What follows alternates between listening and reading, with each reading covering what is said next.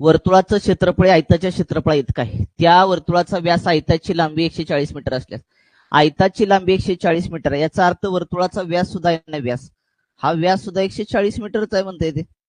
जर एक व्यास 140 मीटर असेल तर आर आर म्हणजे त्रिज्या, व्यासाच्या निमपट त्रिज्या स्थिर ज्या बे 7 14 बे 0 0 किती आलं तुमचं 70 सेमी आलं. 70 सेमी आर जो आला ना आर आपला तो किती सेमी आला 70 सेमी आला. आपल्याला विचारलंय पुढे काय आयताची रुंदी काय विचारलंय. तर आयताची रुंदी काढण्यासाठी तुम्हाला वर्तुळाचं क्षेत्रफळ काढावं लागेल, कारण वर्तुळाचं क्षेत्रफळ जेवढं आहे तेवढंच आयताचं क्षेत्रफळ आहे. मग अगोदर काय करूया आपण वर्तुळाचे क्षेत्रफळ काढूया.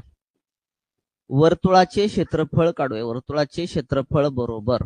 तर वर्तुळाचं क्षेत्रफळ काढण्यासाठी फॉर्म्युला सगळ्यांना माहित आहे पाय आर वर्ग 22/7 गुणाकारामध्ये आर चा वर्ग आर 70 आहे 70 गुणाकारामध्ये 70 7 ला 7 कॅन्सल 7 0 0 राजा 7 दोन्ही 14 आले हातच्या लेख 7 दोन्ही 14 निघाले 15 वरचे 2 शून्य हायेस्ट जोडले म्हणजे किती आलं 15,414 सेमी आलं. 15,414 सेमी काय आलं वर्तुळाचं क्षेत्रफळ. आणि जेवढं वर्तुळाचं क्षेत्रफळ आहे तेवढंच आयताचं क्षेत्रफळ आहे. मग आयताचे क्षेत्रफळ बरोबर आपल्याला माहित आहे काय फॉर्म्युला असतो आयताचे क्षेत्रफळ बरोबर लांबी गुणाकारामध्ये रुंदी. आयताचं क्षेत्रफळ किती 15,400 राजा.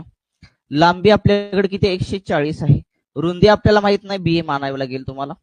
मग 15,400 तसंच लिहिलं हा 140 गुणाकाराला हा येईल तुमचा भागाकारला बरोबर आलं तुमचं बी 0 ला 0 कॅन्सल 14 1 14 राहिला 1 14 1 14 चा 0 110 बरोबर किती आलं तुमचं बी 110 सेमी आलं का चेक करून घ्या. सेमी आहे का मीटर एकदा चेक करा. मीटर मीटर मीटर असेल तर मीटर लिहा. 110 मीटर आलं का